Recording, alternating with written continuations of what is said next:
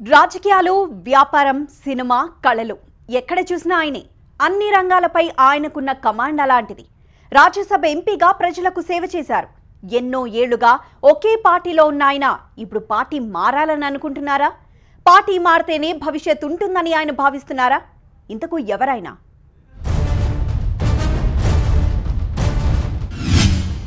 కాంగ్రెస్ ఎంపీగా సుబ్బరామిరెడ్డి, కళాబంధు పార్టీ మారాలని అనుకుంటున్నారా?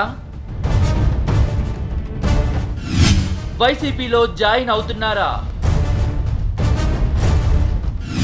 వచ్చే ఎన్నికల్లో వైసీపీ నుంచి విశాఖ ఎంపీగా పోటీ చెయ్యబోతున్నారా?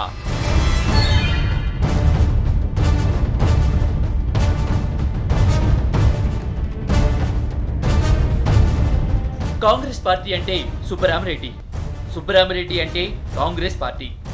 రాజ్యసభ ఎంపీగా పార్టీకి ఎన్నో సేవలు చేశారు ఆయన. కాంగ్రెస్ పార్టీలో ఎన్ని సంక్షోభాలు వచ్చినా వాటన్నింటినీ తట్టుకొని పార్టీకి అండగా నిలబడ్డారు సుబ్బరామిరెడ్డి. పుట్టింది నెల్లూరులో, పెరిగింది హైదరాబాద్లో, రాజకీయంగా ఎదిగింది విశాఖలో. 2 సార్లు రాజ్యసభకు, 2 సార్లు లోక్సభకు ఎన్నికయ్యారు.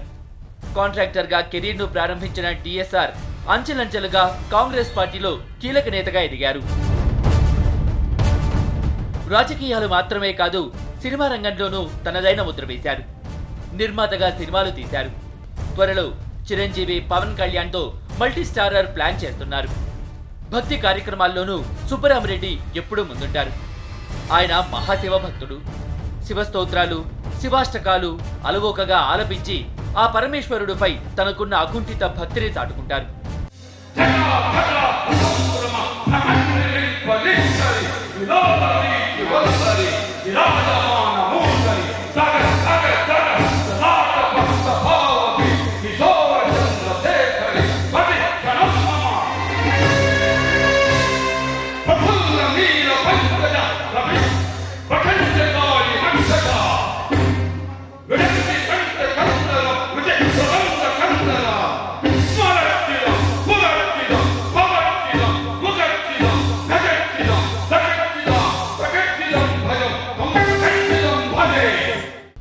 కాంగ్రెస్ పార్టీకి ఇన్నాళ్లు వీర విధేయుడుగా ఉన్న సుబ్బరామిరెడ్డి ఇప్పుడు పార్టీని వీడుతున్నారా?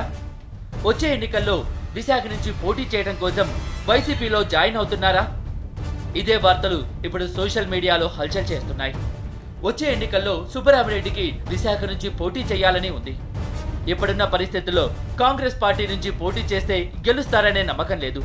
దీంతో వైసీపీలోకి వెళ్లి అక్కడి నుంచి పోటీ చేసి గెలవాలని ఆయన ప్లాన్ చేస్తున్నారట. మరి ఈ న్యూస్ లో ఉన్న నిజమెంత? ఏపీ కాంగ్రెస్ అనగానే మనకు గుర్తొచ్చే నాయకుడు టి సుబ్బరామిరెడ్డి. ఆయన ఎన్నో ఏళ్లుగా కాంగ్రెస్ పార్టీకి సేవలు అందిస్తున్నారు. ఆయన సిట్టింగ్ ఎంపీ, కాంగ్రెస్కు కోశాధికారి కూడా. టి సుబ్బరామిరెడ్డి వైసీపీలో చేరుతున్నారన్న ప్రచారం జరుగుతోంది. ఈ మేరకు టి సుబ్బరామిరెడ్డికి టీవీ9 కాల్ చేసింది. అయితే దీని మీద ఆయన స్పందించారు కూడా. తాను ఎన్నో ఏళ్లుగా కాంగ్రెస్ పార్టీలోనే ఉంటున్నాను, కాంగ్రెస్ పార్టీని వీడేది లేదు, చివరి వరకు కూడా పార్టీలోనే ఉంటాను, సేవలు అందిస్తానని చెప్పారు. అయితే వచ్చే ఎన్నికల్లో ఎక్కడి నుండి పోటీ చేయాలి, ఒకవేళ చేస్తే అనేది హైకమాండ్ నిర్ణయిస్తుంది అన్నారు టి సుబ్బరామిరెడ్డి. సోషల్ మీడియాలో వైరల్ అవుతున్న ఈ న్యూస్ అబద్ధం.